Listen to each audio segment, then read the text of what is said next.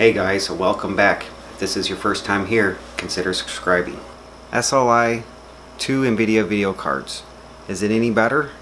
And how much so? And is it worth it?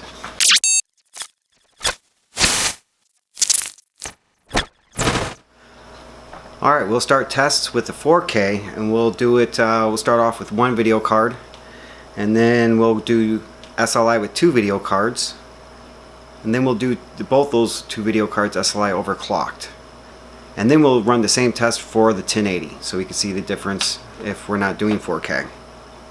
First set of tests we'll run Valley Benchmark, and then we're going to run Doom and then Rise of the Tomb Raider. What I have for equipment, I got an AMD Ryzen 1800X and I got 2 Asus 1070 video cards. Alright, let's dive into the numbers.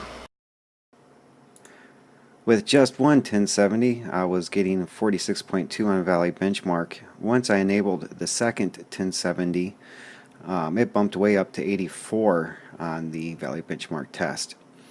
I overclocked at 15% and it didn't really give me that much more at 87.4. However, things get really interesting in the next slide here on Valley Benchmark. Now this was really interesting. My best scores was just on the single video card set at stock, which is 9% overclock. It came in at 106.7 on the 1080. And then when I enabled the second video card, it dropped down to 101.8, and when I overclocked it, it went down even further. It didn't really seem like it was fully utilizing the SLC at 1080. Maybe it didn't need to, but it was definitely interesting to see the numbers going the wrong direction on the 1080 test in Valley Benchmark. So let's move on to Doom and see what happens there. Alright, I got Doom over here running in 4K. It's using the OpenGL, and there isn't as much of a difference using OpenGL on Doom, enabling the SLI. As you can see, it only gave me 5 more frames per second over just having one video card. However, overclocking it did help. Let's see how it does on 1080.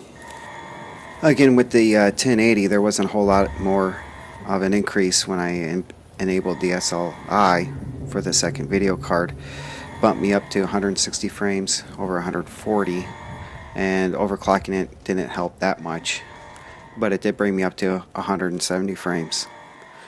Let's take a look and see how Tomb Raider does. Okay, for the Rise of the Tomb Raider test, I had 40 frames a second on the 1070 single video card. I enabled the SLI, and the second video card being enabled gave me a great boost in performance on the frames per second. Almost double. It took it all the way up there. Overclocked it, 15% overclock, and it only gave me another 5 frames a second. But hey, you know, any boost is pretty cool. Let's take a look at those 1080s, see what they look like. Alright, runner in 1080, I definitely get a lot better frames. Run at 105 with just the one video card. Enabling the second one bumped me up to 160, and overclocking it brought me up to 170. Not too bad for the 1080s. Bumping it to 4K definitely makes a huge strain on those video cards.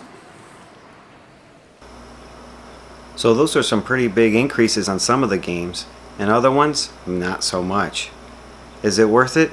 Well, that depends on you, how much you want to spend on video cards, and if it's worth getting those performance upgrades. You know, some of it's not necessary.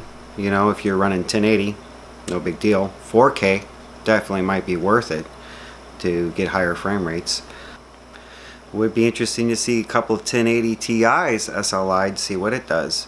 What would also be interesting is I plan on building an Intel i7 setup here, and I think I'm gonna drop it in here, pop in these video cards, do the same test over again, and see if there's a whole lot of a difference between the Ryzen and the Intel setup. So that'll be interesting.